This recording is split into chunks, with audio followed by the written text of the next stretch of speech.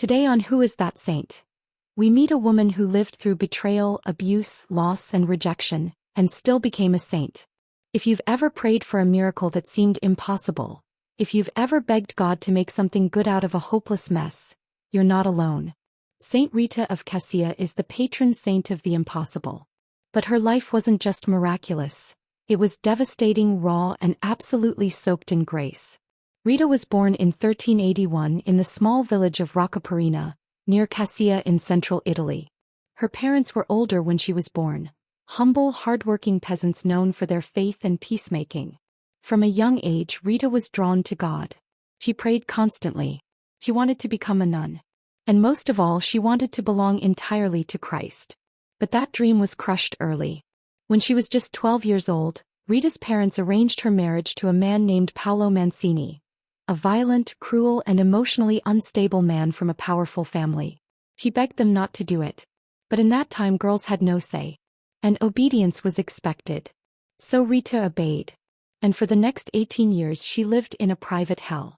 Her husband was abusive, physically, verbally, and emotionally. He humiliated her.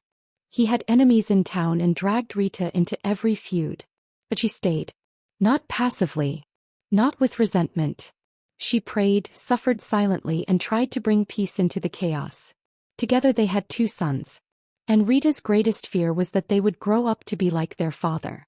One day, Paolo was ambushed by his enemies and murdered in cold blood. Rita's grief was doubled by dread. Her sons, still teenagers, vowed to avenge him. That would have started a blood feud, a cycle of violence the church had been trying to end for decades. Rita begged them to stop. They wouldn't listen. So she did the unthinkable. She prayed that God would take them before they committed mortal sin. Within a year both sons died, likely of illness. It was a grief she never recovered from, but she believed it had saved their souls. Now widowed and childless, Rita finally tried to enter the Augustinian convent in Cascia. She was in her 30s. Still young. Still determined to serve Christ. But the nuns rejected her. Why? Because she was the widow of a man involved in a blood feud, and they didn't want her family drama following her into the cloister. Rita didn't argue. She didn't lash out. She prayed. And then came the miracle. Legend says that overnight she was transported, by saints, into the locked convent. The doors had been barred. But in the morning there she was, kneeling in the chapel. The nuns took it as a sign. They finally admitted her. For the next 40 years, Rita lived as an Augustinian nun, devout, obedient, humble.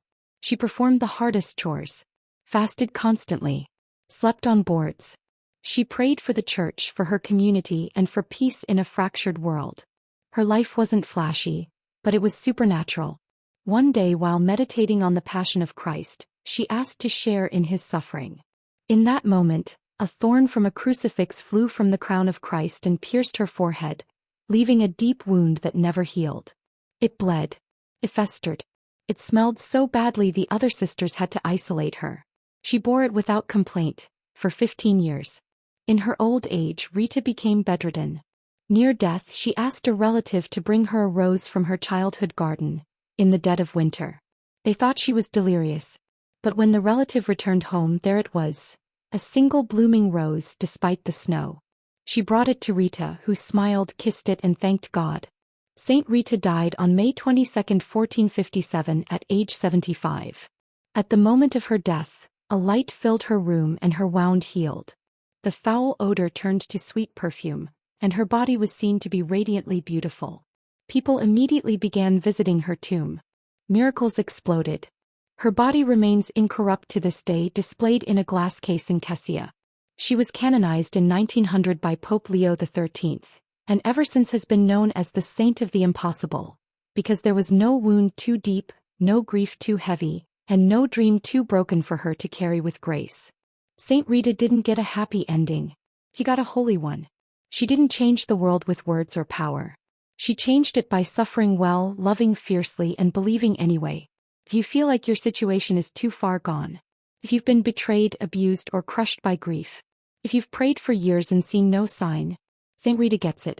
She's not the saint of easy answers. She's the saint of hanging on when everything says to give up. And in the end, it wasn't her pain that defined her. It was what she did with it. Quote of the day. Nothing is impossible for God. Saint Rita of Cascia.